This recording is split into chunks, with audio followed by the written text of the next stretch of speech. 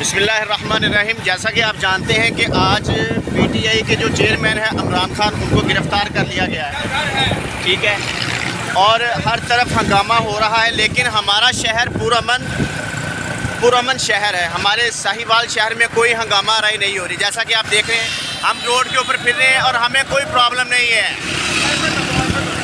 یہ دیکھیں،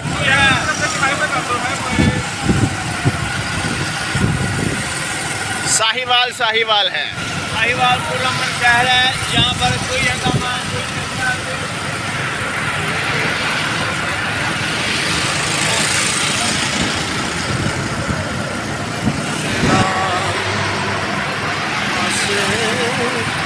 اور یہ ساہیوال کا مین چوک ہے، چوک پاک پتن، ٹھیک ہے، اور یہ بھی ماشاءاللہ سے ٹھیک ہے، ادھر بھی کوئی پرابلم نہیں ہے۔ یہ دیکھیں، آپ کے سامنے ہے سارا۔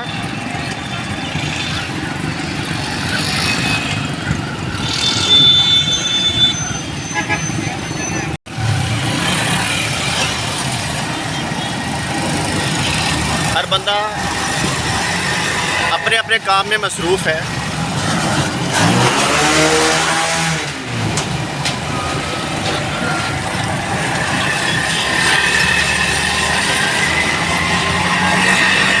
یہ بازار مکمل بازار کھلے ہوئے، یہ آپ کے سامنے ہے۔